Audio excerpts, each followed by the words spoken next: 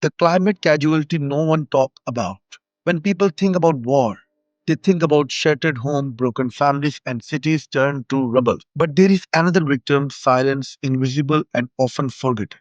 The Earth. War does not only destroy lives, it scars a planet. Every tank that moves, every jet that flies, every explosion that shakes the ground burns enormous amount of fuel. A single fighter jet can burn more than 5,000 liters of fuel in just 1 hour, releasing massive amount of carbon dioxide into the atmosphere. Multiply that by thousands of missions, fleet of ships, convoy of vehicles, and endless supply chains. Today, military activities are estimated to produce around 5 to 6% of the world greenhouse gas emission. If global military forces were a country, they would be one of the largest carbon polluters on the planet. But the damage does not stop there. When bomb falls, forest burns, and forests are the lungs of our planet. Explosion and fires can destroy thousands of acres of forest, instantly releasing carbon that trees stored for decades. What took nature years to absorb can be released back into the atmosphere in a matter of hours. The land itself suffers. Soil becomes contaminated with toxic materials, chemicals, and fuel spills.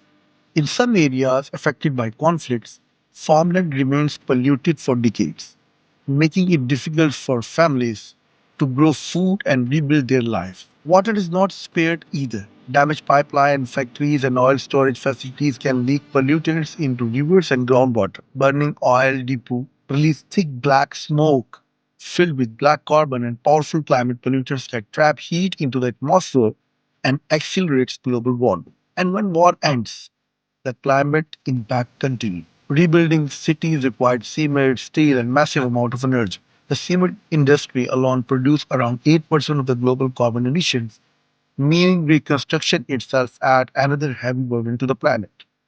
War also forced people to leave their homes. Today, more than 100 million people around the world are displaced. Many must cut nearby forests for shelters or firewood just to survive, placing further strain on the fragile ecosystem. In this way, war and climate change become trapped in a dangerous cycle. Environmental stress, droughts, food storages, and water scarcity can increase tensions. Conflict then damage ecosystem even more, making communities more vulnerable to climate disasters.